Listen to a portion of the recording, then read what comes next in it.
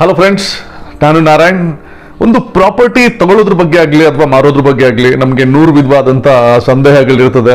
ನಾವು ವಹಿಸಬೇಕಾದಂಥ ಎಚ್ಚರಿಕೆಗಳೇನು ಅಥವಾ ನಾವು ನಮ್ಮ ಹತ್ರ ಇಟ್ಕೋಬೇಕಾದಂಥ ಡಾಕ್ಯುಮೆಂಟ್ಗಳು ಯಾವ್ಯಾವು ಅನ್ನೋದ್ರ ಬಗ್ಗೆ, ಮತ್ತು ನಮ್ಮ ಸಮಾಜದಲ್ಲಿ ನಮ್ಮ ಸುತ್ತಮುತ್ತ ನಡೀತಾ ಇರುವಂಥ ಕೆಲವು ವಿಷಯಗಳು ಒಳ್ಳೇದಿರಲಿ ಕೆಟ್ಟದಿರಲಿ ಅದ್ರ ಬಗ್ಗೆ ನನಗೆ ತಿಳಿದಿರೋಷ್ಟು ನಾನು ಈ ವಿಡಿಯೋ ಮೂಲಕ ಹೇಳ್ತಾ ಹೋಗ್ತೀನಿ. ಇಲ್ಲಿ ಯಾವುದೇ ವಸ್ತುನ ಮಾರ್ಕೆಟಿಂಗ್ ಮಾಡ್ತಾ ಇಲ್ಲ ಅಥವಾ ಯಾವುದೇ ಒಂದು ಪ್ರಾಪಗಂಡ ಮಾಡ್ತಿಲ್ಲ.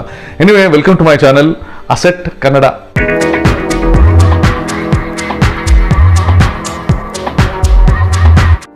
ಒಂದು ರೆಸಿಡೆನ್ಷಿಯಲ್ ಪ್ರಾಪರ್ಟಿ ಅಂತ ಹೇಳಿದ್ರೆ ನಾವು 2 ವಿಧದಲ್ಲಿ ವಿಂಗಡಿಸ್ಬೋದು. ಒಂದು ಖಾಲಿ ನಿವೇಶನ ಅಥವಾ ಒಂದು ನಿವೇಶನದಲ್ಲಿ ಕಟ್ಟಿರುವಂಥ ಒಂದು ಬಿಲ್ಡಿಂಗು, ಮತ್ತು ಇನ್ನೊಂದು ಭಾಗವಾಗಿ ಆ ಒಂದು ಗೇಟೆಡ್ ಕಮ್ಯುನಿಟಿಯಲ್ಲಿ ಬರುವಂಥ ಒಂದು ಅಪಾರ್ಟ್ಮೆಂಟ್ ಅಥವಾ ಒಂದು ವಿಲ್ಲಾ.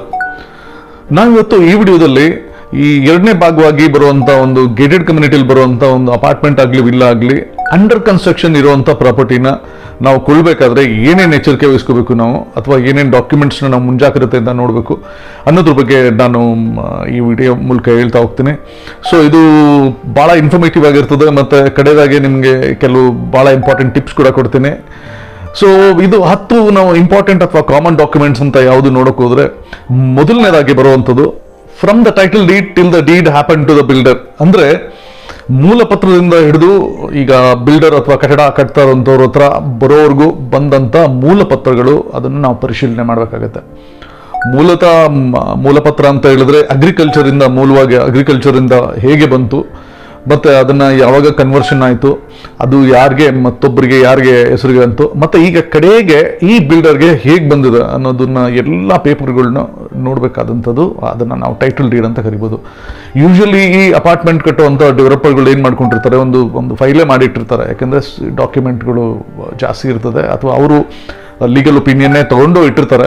ಸೊ ಇದನ್ನೆಲ್ಲ ನೀವು ಒಂದು ಸರಿ ಪರಿಶೀಲನೆ ಮಾಡಬೇಕಾಗುತ್ತೆ. ಇದು ಕೂಡ ಭಾಳ ಮೊದಲನೇ ಇಂಪಾರ್ಟೆಂಟ್ ಡಾಕ್ಯುಮೆಂಟು. ಈ ಮೂಲಪತ್ರದಿಂದ ಈಗ ಡೆವಲಪರ್ವರೆಗೂ ಹೇಗೆ ಬಂತು ಡಾಕ್ಯುಮೆಂಟ್ಗಳನ್ನ ಅಂತ ಒಂದು ಪರಿಶೀಲನೆ ಮಾಡೋದು, ಎಲ್ಲ ಡಾಕ್ಯುಮೆಂಟ್ಗಳನ್ನ ನೋಡೋದು. ಇದು ಎಲ್ಲ ಒರಿಜಿನಲ್ ಸಿಗಲ್ಲ, ಯಾರಿಗೂ ಒರಿಜಿನಲ್ ಸಿಗೋದಿಲ್ಲ. ಎಲ್ಲ ಇದನ್ನು ಮಾಡಿಬಿಡ್ತಾರೆ, ಒಂದು ಕಡೆ ಡೆಪಾಸಿಟ್ ಮಾಡಿಸಿರ್ತಾರೆ. ಸೊ ಎಲ್ಲನೂ ಜೆರಾಕ್ಸ್ ಇಟ್ಟಿರ್ತಾರೆ ಇದನ್ನು, ಅಥವಾ ಟ್ರೂ ಕಾಪಿ ತೊಗೊಂಡಿಟ್ಟಿರ್ತಾರೆ, ರಿಜಿಸ್ಟರ್ಡ್ ಕಾಪಿಗಳು ತೊಗೊಂಡಿಟ್ಟಿರ್ತಾರೆ. ಸೊ ಇದನ್ನು ಕೂಡ ಇನ್ನು ನೋಡ್ಕೊಳ್ಳೋದು ಭಾಳ ಇಂಪಾರ್ಟೆಂಟ್.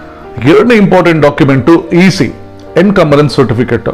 ಇದರಲ್ಲಿ 2 ಬರ್ತದೆ, ಒಂದು ಫಾರ್ಮ್ 15 ಬರ್ತದೆ, ಫಾರ್ಮ್ 16. ನೀವು ಫಾರ್ಮ್ 15 ತೊಗೋಬೇಕಾಗುತ್ತೆ. ಅದರಲ್ಲಿ ಡಾಕ್ಯುಮೆಂಟ್ ಎಲ್ಲ ಬೇರೆ ಬೇರೆ ಎಂಟ್ರೀಸ್ ಎಲ್ಲ ಇರ್ತದೆ. ಫಾರ್ಮ್ 16 ಅಂದರೆ ನಿಲ್ ಎಂಟ್ರಿ. ನೀವು ತಗೊಳ್ತಾ ಇರೋ ದಿವಸದಿಂದ ಈ ದಿವಸದವರೆಗೂ ಯಾವುದೂ ಎಂಟ್ರಿ ಇಲ್ಲ ಅಂದರೆ ಫಾರ್ಮ್ 16 ಕೊಡ್ತಾರೆ, ಅಥವಾ ಕೈ ಬದಲಾಗಿತ್ತು ಅಂದರೆ ನಿಮಗೆ ಫಾರ್ಮ್ 16 ಕೊಡ್ತಾರೆ. ನೀವು ಫಾರ್ಮ್ 15 ಭಾಳ ಇಂಪಾರ್ಟೆಂಟ್ ಆಗುತ್ತೆ. ಮುಂಚೆ ಇದು ಅಗ್ರಿಕಲ್ಚರ್ ಜಮೀನೇ ಆಗಿರುತ್ತೆ, ಅಲ್ಲಿಂದ ಹಿಡಿದು ಇಲ್ಲಿವರೆಗೂ ಯಾವ್ಯಾವ ಕೈ ಬದಲಾಗಿದೆ, ಯಾವಾಗ ಯಾರಾದರೂ ಲೋನ್ ತಗೊಂಡ ಇಲ್ವಾ, ಮತ್ತು ಈಗ ಕಡೆಗೆ ಡೆವಲಪರ್ ಹತ್ರ ಬರೋವರೆಗೂ ಯಾವ್ಯಾವ ಕೈ ಬದಲಾಗಿದೆ ಅನ್ನೋದನ್ನ ತಿಳ್ಕೊಳ್ಳೋಕ್ಕೆ ನಿಮಗೆ EC ತಗೋಬೇಕಾಗುತ್ತೆ. ಇದು ಕೂಡ ಒಂದು ಇಂಪಾರ್ಟೆಂಟ್ ಡಾಕ್ಯುಮೆಂಟ್. ಇನ್ನು 3ನೇ important document plan approved plan. ಸಾಮಾನ್ಯವಾಗಿ ನಿಮಗೆ 2-3 ಥರ ಪ್ಲಾನ್ ಬರ್ತದೆ. ಒಂದು BBMP ಇಂದ ನಿಮಗೆ ಕೊಡ್ತಾರೆ ಪ್ಲಾನ್ ಅಪ್ರೂವಲ್ಲು, ಅದು BBMP ಬೌಂಡ್ರೀಸಲ್ಲಿ ಬಂದರೆ. ಮತ್ತು ಇನ್ನೊಂದು BDA ಅಪ್ರೂವಲ್ ಇರ್ತದೆ. ಅದರಿಂದ ಆಚೆ ಬಂದರೆ ಬೈಯಪ್ಪಾದ ಅಪ್ರೂವಲ್ ಸಿಗುತ್ತೆ. ಇದು ಏರ್ಪೋರ್ಟ್ ಸುತ್ತಮುತ್ತ ಇರಬೇಕಾದ್ರೆ, ಅಥವಾ ಅದಕ್ಕಿಂತಲೂ ಬೇರೆ ಜಾಗದಲ್ಲಿದ್ದರೆ BBMP ಇಂದ ಆಚೆ ಇದೆ, ಬೈಯಪ್ಪ ಝೋನಿಂದನೂ ಆಚೆ ಇದೆ ಅಂದರೆ BMRDA ಅಪ್ರೂವಲ್ ತಗೋಬೇಕಾಗುತ್ತೆ. ಇದು ಭಾಳ ಇಂಪಾರ್ಟೆಂಟ್ ಅಪ್ರೂವಲ್ ಆಗುತ್ತೆ ನಿಮಗೆ. ಸೊ ಇದನ್ನು ಇದನ್ನು ನೋಡ್ಕೋಬೇಕಾಗುತ್ತೆ ನೀವು. ಅಪ್ರೂವಲಲ್ಲಿ ಹೇಗೆ ಎಷ್ಟು ಫ್ಲೋರ್ ಕೊಟ್ಟಿದ್ದಾರೆ, ಏನು ಕೊಟ್ಟಿದ್ದಾರೆ, ನೀವು ಯಾವ ಫ್ಲೋರಲ್ಲಿ ತಗೋತಾ ಇದ್ದೀರಾ ಅಂದರೆ ಎಷ್ಟು ಬ್ಲಾಕ್ ಕೊಟ್ಟಿದ್ದಾರೆ, ಇದೆಲ್ಲ ಕಾಣಿಸುತ್ತೆ ನಿಮಗೆ. ಇದು ಕೂಡ ಒಂದು ನೀವು ಅಥೆಂಟಿಕೇಟೆಡ್ ಆಗಿ ಚೆಕ್ ಮಾಡ್ಕೊಳ್ಳೋದು ಭಾಳ ಇಂಪಾರ್ಟೆಂಟ್ ಆಗುತ್ತೆ. ಇನ್ನು 4ನೇ ಇಂಪಾರ್ಟೆಂಟ್ ಡಾಕ್ಯುಮೆಂಟು ರೇರಾ ರಿಜಿಸ್ಟ್ರೇಷನ್ನು.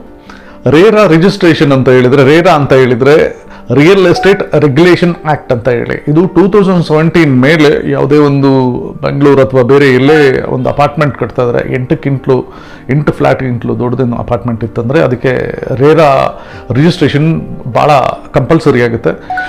ಇನ್ನು 5ನೇ important document CC, commencement certificate ಅಂತ ಕರಿಬೋದು.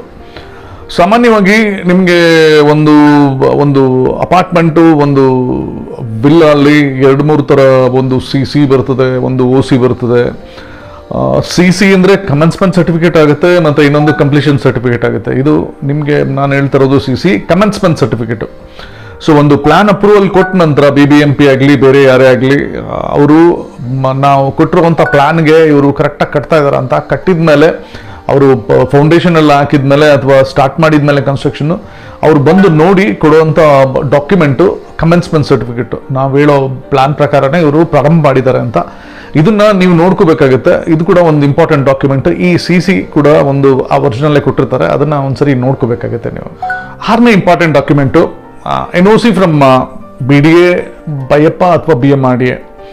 ಈಗ ನಿಮ್ಮ ಒಬ್ಬ ಡೆವಲಪರ್ ನೀವು ಯಾವ ಜಾಗನ ಕೊಂಡ್ಕೊಳ್ಳೋಕೆ ನೋಡ್ತಾ ಇರ್ತಾರೆ ಅಂಡರ್ ಕನ್ಸ್ಟ್ರಕ್ಷನ್ ಪ್ರಾಪರ್ಟಿನ, ಆ ಜಾಗ ಕಟ್ತಾ ಇರೋಂಥ ಜಾಗಕ್ಕೆ ಈ BDAನೋ ಅಥವಾ BMRDನೋ ಅಥವಾ ಬೈಯಪ್ಪ ಇಂದನೋ ಆ ಲ್ಯಾಂಡ್ಗೆ ಏನೂ ತಕರಾರಿಲ್ಲ ಅನ್ನೋದು ಒಂದು NOC ತಗೊಂಡಿರ್ತಾರೆ. ಆ ಒಂದು ಡಾಕ್ಯುಮೆಂಟ್ನ ಕೂಡ ಒಂದ್ಸರಿ ಚೆಕ್ ಮಾಡ್ಕೋಬೇಕಾಗುತ್ತೆ. ಈ NOC ಡಾಕ್ಯುಮೆಂಟು ಅದು ಕೂಡ ಒಂದು ಇಂಪಾರ್ಟೆಂಟ್ ಡಾಕ್ಯುಮೆಂಟು. 7ನೇ important document property tax paid receipt ಅಥವಾ ಕಂದಾಯ ರಸೀದಿ. ಇವತ್ತು ಏನು ಡೆವಲಪರು ಅಪಾರ್ಟ್ಮೆಂಟ್ ಕಟ್ತಾ ಇರ್ತಾರೆ, ಆ ಭೂಮಿಗೆ ಎಲ್ಲ ರೀತಿಯಲ್ಲೂ ಟ್ಯಾಕ್ಸ್ ಪೇಯ್ಡು ಅಥವಾ ಯಾವುದು ತಕರಾರಿಲ್ವಾ, up to date tax paid ಇದೆಯಾ, ಇದನ್ನು ಕೂಡ ಒಂದ್ಸರಿ ಚೆಕ್ ಮಾಡ್ಕೋಬೇಕಾಗುತ್ತೆ. ಇದು ಒಂದು ಇಂಪಾರ್ಟೆಂಟ್ ಡಾಕ್ಯುಮೆಂಟು. 8ನೇ ಮುಖ್ಯ ಡಾಕ್ಯುಮೆಂಟು ಒಂದು ಬಿಲ್ಡರ್ ಅಥವಾ ಒಬ್ಬ ಆ ಬಿಲ್ಡಿಂಗ್ ಕಟ್ತಾ ಇರೋ ಕಾಂಟ್ರಾಕ್ಟ್ನ ಒಂದು ಟ್ರ್ಯಾಕ್ ರೆಕಾರ್ಡ್. ಅವರ ಒಂದ್ಸರಿ ಅವರು ಯಾವ್ಯಾವ ಬಿಲ್ಡಿಂಗ್ ಕಟ್ಟಿದ್ದಾರೆ, ಅದನ್ನೇ ನೀಟಾಗಿ ಮುಗಿಸಿದಾರ, ಇದೊಂದು ಟ್ರ್ಯಾಕ್ ರೆಕಾರ್ಡ್ ಚೆಕ್ ಮಾಡ್ಕೊಳ್ಳೋದು ಒಂದ್ಸರಿ ಮುಖ್ಯ ಆಗುತ್ತೆ. ಕೆಲವು ಟೈಮಲ್ಲಿ ಏನಾಗುತ್ತೆ ಅಂದರೆ ಯಾರೋ ಬಿಲ್ಡರು ಎಲ್ಲನೂ ಇರ್ತದೆ, ಬಟ್ ನೀವು ಅದಕ್ಕೆ ನಂಬಿ ಅಂಡರ್ ಕನ್ಸ್ಟ್ರಕ್ಷನ್ ಪ್ರಾಪರ್ಟಿಗೆ ದುಡ್ಡು ಹಾಕಿ ತಗೊಂಡಿರ್ತೀರ. ಅದು ಎಷ್ಟೋ ಸರಿ ಡಿಲೇ ಆಗಿ ನೀವು ಮನೇನೂ ಸಿಗ್ದಿರಾ, ಇದನ್ನು ಬ್ಯಾಂಕಿನ ಕಂತು ಕಟ್ಕೊಂಡು ಹೋಗೋ ಥರ ಅಂಥ ಪರಿಸ್ಥಿತಿಗಳಾಗಬಾರ್ದು. ಅದರಿಂದ ನೀವು ತಗೊಳ್ಳೋದಕ್ಕಿಂತ ಮುಂಚೆ ಒಂದ್ಸರಿ ಯಾರು ಬಿಲ್ಡರು, ಯಾರು ಕಾಂಟ್ರಾಕ್ಟರ್ ಕಟ್ತಾ ಇರೋಂಥ ಕಾಂಟ್ರಾಕ್ಟರು, ಕ್ವಾಲಿಟಿ ಆಫ್ ಕನ್ಸ್ಟ್ರಕ್ಷನ್ ಹೇಗಿರುತ್ತೆ ಅಂತ ನೋಡೋದಕ್ಕೆ ನಿಮ್ಮ ಕಾಂಟ್ರಾಕ್ಟರ್ ಇಂಪಾರ್ಟೆಂಟ್ ಆಗ್ತಾನೆ. ಅಥವಾ ನೀವು ಕಟ್ತಾ ಇರೋಂಥ ಪ್ರಾಜೆಕ್ಟ್ನ ಎಷ್ಟು ನೀಟಾಗಿ ಮುಗಿಸ್ಕೊಂಡು ಹೋಗ್ತಾರೆ ಅನ್ನೋದಕ್ಕೆ ನಿಮಗೆ ಬಿಲ್ಡರ್ ಅವರ ಟ್ರ್ಯಾಕ್ ರೆಕಾರ್ಡ್ ಕೂಡ ಇಂಪಾರ್ಟೆಂಟ್ ಆಗುತ್ತೆ. ನೀವು ಒಂದ್ಸರಿ ಉತ್ತಮ ಅವರು ಹಿಂದೆ ಯಾವ ಬಿಲ್ಡಿಂಗ್ ಕಟ್ಟಿದ್ರು, ಅದನ್ನು ಯಾವಾಗ ತಗೊಂಡ್ರು, ಯಾವಾಗ ಮುಗಿಸಿದ್ರು, ಇದನ್ನೆಲ್ಲ ಒಂದ್ಸರಿ ಪರಿಶೀಲನೆ ಮಾಡಿ ನೀವು ಈ ಒಂದು ಪ್ರಾಪರ್ಟಿಗಳಿಗೆ ಮುಂದೋಗೋದು ಒಳ್ಳೆಯದು ಅಂತ ಅನ್ಕೋತೀನಿ. ಇದು ಕೂಡ ಒಂದು important process. NOC from all the departments. ಈಗ ಏನಾಗುತ್ತೆ ಅಂದರೆ ಒಂದು ಹೈ ರೈಸ್ ಬಿಲ್ಡಿಂಗು ನೀವು ಏನಾದರೂ ಅಂಡರ್ ಕನ್ಸ್ಟ್ರಕ್ಷನ್ದು ತಗೋತಾ ಇದ್ರೆ ಅದಕ್ಕೆ ಬೇಕಾದಷ್ಟು ಡಿಪಾರ್ಟ್ಮೆಂಟ್ಗಳಿಂದ NOC ಬೇಕಾಗುತ್ತೆ. ಲೈಕ್ ಫಾರೆಸ್ಟಿಂದ ಬೇಕಾಗುತ್ತೆ, ಒಂದು ನಿಮಗೆ ಫೈರಿಂದ ಬೇಕಾಗುತ್ತೆ, ಬೇರೆ ಬೇರೆ ಲೈಕ್ ಪೊಲ್ಯೂಷನ್ ಕಂಟ್ರೋಲ್ ಬೋರ್ಡಿಂದ ಬೇಕಾಗುತ್ತೆ. ಆ ರೀತಿ 7-8 ನಿಮಗೆ NOCಗಳು ಬೇರೆ ಬೇರೆ ಡಿಪಾರ್ಟ್ಮೆಂಟ್ಗಳಿಂದ ಬೇಕಾಗ್ತದೆ. ಅದನ್ನೆಲ್ಲ ಪ್ರಕ್ಯೂರ್ ಮಾಡ್ಕೋಬೇಕಾಗುತ್ತೆ ಡೆವಲಪರ್. ಅದನ್ನು ಸಾಮಾನ್ಯ ಮಾಡ್ಕೊಂಡಿರ್ತಾರೆ ಎಲ್ಲ ಡೆವಲಪರ್. ಹೈ ರೈಸ್ ಬಿಲ್ಡಿಂಗ್ ಕಟ್ಟುವಂಥವ್ರು ಎಲ್ಲರಿಂದನೂ ಒಂದು NOC ತೊಗೊಂಡಿರ್ತಾರೆ. ಅವರು NOC ತೊಗೊಂಡೇ ಬಿಲ್ಡಿಂಗ್ನ ಸ್ಟಾರ್ಟ್ ಮಾಡಬೇಕಾಗುತ್ತೆ, ಕನ್ಸ್ಟ್ರಕ್ಷನ್ ಸ್ಟಾರ್ಟ್ ಮಾಡಬೇಕಾಗುತ್ತೆ. ಸೊ ನೀವು ಒಂದು ಆ ಪ್ರೊಸೆಸಲ್ಲಿ ಚೆಕ್ ಮಾಡ್ಕೋಬೇಕಾದ್ರೆ ಎಲ್ಲರಿಂದನೂ NOC ತೊಗೊಂಡಿದ್ದಾರೆ, ಮುಂದಕ್ಕೆ ಏನು ತಕರಾರು ಬರೋದಿಲ್ವ ಅಂತ ಒಂದ್ಸರಿ ಖಾತ್ರಿ ಮಾಡ್ಕೊಳ್ಳೋದು, ನೋಡಿ ಒಂದ್ಸರಿ ಕನ್ಫರ್ಮ್ ಮಾಡ್ಕೊಳ್ಳೋದು ಭಾಳ ಮುಖ್ಯವಾಗುತ್ತೆ. ಇದು ಕೂಡ ಒಂದು ಭಾಳ ಇಂಪಾರ್ಟೆಂಟ್ ಪ್ರೋಸೆಸ್ಸು.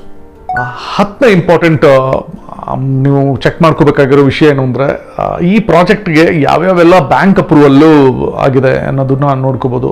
ಡೆವಲಪರು ಸಾಮಾನ್ಯವಾಗಿ ಎಲ್ಲನೂ ಅವರು ಇಟ್ಟಿರ್ತಾರೆ ಮುಂದೆಗಡೆ, ಈ ಬ್ಯಾಂಕು ನಮ್ಮ ಈ ಪ್ರಾಜೆಕ್ಟ್ಗೆ ಅಪ್ರೂವಲ್ ಮಾಡಿದೆ ಅಂತ.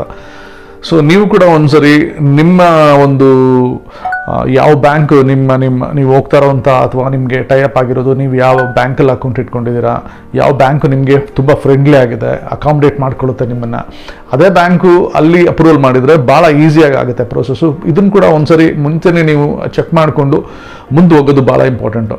ಅಥವಾ ನೀವು ನಿಮ್ಮ ಈ ಬ್ಯಾಂಕಲ್ಲಾದರೆ ನಿಮ್ಗೆ ಈಸಿ ಆಗುತ್ತೆ ಪ್ರೋಸೆಸ್ಸು, ಕೆಲವು ಬ್ಯಾಂಕಲ್ಲಿ ಭಾಳ ಇದನ್ನು ಡಿಲೇ ಆಗುತ್ತೆ ಪ್ರೋಸೆಸ್ಸು. ಸೊ ನಿಮಗೆ ನಿಮ್ಮದೇ ಆದಂಥ ಬ್ಯಾಂಕ್ ಅಪ್ರೂವಲ್ ಇತ್ತು ಅಂದರೂ ಕೂಡ ಭಾಳ ಇಂಪಾರ್ಟೆಂಟ್ ಆಗುತ್ತೆ. ಸೊ ನೀವು ಎನಿವೆ ಇದನ್ನು ಚೆಕ್ ಮಾಡ್ಕೊಳ್ಳೋದು, ಯಾವ್ಯಾವ ಬ್ಯಾಂಕ್ ಅಪ್ರೂವಲ್ ಆಗಿದೆ ಈ ಪ್ರಾಜೆಕ್ಟ್ಗೆ ಅಂತ ಚೆಕ್ ಮಾಡ್ಕೊಂಡು ಮುಂದುವರಿಯೋದು, ಅದೊಂದು ಇಂಟೆಲಿಜೆಂಟ್ ಟಮ್ಮು. ಸ್ನೇಹಿತರೆ, ನಾವು ಇದುವರೆಗೂ ಒಂದು ಅಂಡರ್ ಕನ್ಸ್ಟ್ರಕ್ಷನ್ ಪ್ರಾಪರ್ಟಿನ ತಗೋಬೇಕಾದ್ರೆ 10 ಇಂಪಾರ್ಟೆಂಟು ಡಾಕ್ಯುಮೆಂಟು ಯಾವುದನ್ನು ನಾವು ಪರಿಶೀಲನೆ ಮಾಡಬೇಕು, ನೋಡಬೇಕು, ತಗೊಳ್ಳೋದಕ್ಕಿಂತ ಮುಂಚೆ ಅದನ್ನು ಕನ್ಫರ್ಮ್ ಮಾಡಿಕೊಂಡು ತೊಗೋಬೇಕು ಅನ್ನೋದನ್ನು ಇದುವರೆಗೂ ನೋಡಿದ್ವಿ. ನಾನು ಆಗಲೇ ಹೇಳಿದೆ ನಿಮಗೆ ಒಂದು ಟಿಪ್ಸ್ ಕೊಡ್ತೀನಿ ಅಂತ. ಸಾಮಾನ್ಯವಾಗಿ ಒಂದು ಅಪಾರ್ಟ್ಮೆಂಟ್ ಅಥವಾ ವಿಲ್ಲೆ ನೀವು ಪರ್ಚೇಸ್ ಮಾಡೋದಕ್ಕಿಂತ ಮುಂಚೆ ಯಾವುದೇ ಸಾಮಾನ್ಯವಾಗಿ 90% ಪ್ರಾಪರ್ಟಿಲಿ ಒಂದು ಓನರ್ ಶೇರ್ ಅಂತ ಇರ್ತದೆ, ಒಂದು ಬಿಲ್ಡರ್ ಶೇರ್ ಅಂತ ಇರ್ತದೆ. ನೀವು ತಗೊಳ್ಳೋದಕ್ಕಿಂತ ಮುಂಚೆ ಒಂದು ಚೂರು ತಾಳ್ಮೆಯಿಂದ ಎರಡೂ ಶೇರ್ಗಳಲ್ಲಿ ಏನೇನು ಅವಶ್ಯಕ ಅಲ್ಲಿ ಅವೈಲಬಿಲಿಟಿ ಇದೆ ಯಾವುದನ್ನು ತೊಗೊಂಡ್ರೆ, ಕೆಲವು ಟೈಮಲ್ಲಿ ಏನಾಗುತ್ತೆ ಅಂದರೆ ಬಿಲ್ಡರ್ ಶೇರು ಮುಂಚೆ ಮಾರಾಕ್ಬಿಟ್ಟಿರ್ತಾರೆ. ಈ ಒಂದು ಲ್ಯಾಂಡ್ ಲಾರ್ಡ್ ಶೇರು ಒಂಚೂರು ಕಮ್ಮಿಗೆ ಸಿಗೋ ಸಾಧ್ಯತೆಗಳಿರ್ತದೆ, ಬೆಲೆಗೆ ಒಂದು 10% ಕಮ್ಮಿಗೆ ಸಿಗುತ್ತೆ. 10% ಅಂದರೂ ಕೂಡ ನಿಮಗೆ ಲಕ್ಷಾಂತರ ಗಟ್ಟಲೆ ದುಡ್ಡು ಉಳಿಯುತ್ತೆ. ಸೊ ನೀವು ಒಂದು ಈ ಪ್ರಾಪರ್ಟಿನ ಫೈನಲೈಸ್ ಮಾಡೋದಕ್ಕಿಂತ ಮುಂಚೆ ಒಂದು ಚೂರು ತಾಳ್ಮೆಯಿಂದ ನೀವು ಅಲ್ಲಿ ಯಾವುದ್ಯಾವುದು ಇದೆ ಅಂತ ನೀವು ನೋಡಿ ತಗೊಂಡ್ರೆ ನಿಮಗೆ ಒಂಚೂರು ಖಂಡಿತ ದುಡ್ಡು ಉಳಿಯುತ್ತೆ. ಇದು ನಾನಿವತ್ತು ನಿಮಗೆ ಕೊಡ್ತಾ ಇರೋವಂಥ ಒಂದು ಟಿಪ್ಪು. ಮತ್ತು ಸ್ನೇಹಿತರೆ, ಕಡೆದಾಗಿ ಇದೇ ರೀತಿ ಹಲವು ಪ್ರಾಪರ್ಟಿ ಮ್ಯಾಟ್ರಿನ ಒಂದು ಹಲವಾರು ವಿಷಯಗಳ ಬಗ್ಗೆ ವಿಡಿಯೋಗಳನ್ನ ನಿಮಗಿದು ಇಷ್ಟ ಆಗಿದ್ದರೆ, ಮತ್ತು ಇದೇ ರೀತಿ ಇನ್ನೂ ಹಲವು ವಿಡಿಯೋಗಳು ನಿಮಗೆ ನೋಡಬೇಕು ಅಂತಿದ್ರೆ ಈ ವಿಡಿಯೋನ ಶೇರ್ ಮಾಡಿ, ಲೈಕ್ ಮಾಡಿ, ಸಬ್ಸ್ಕ್ರೈಬ್ ಮಾಡಿ. ಮತ್ತು ಥ್ಯಾಂಕ್ ಯು ಫ್ರೆಂಡ್ಸ್, ಇದುವರೆಗೂ ವಾಚ್ ಮಾಡಿದ್ದಕ್ಕೆ.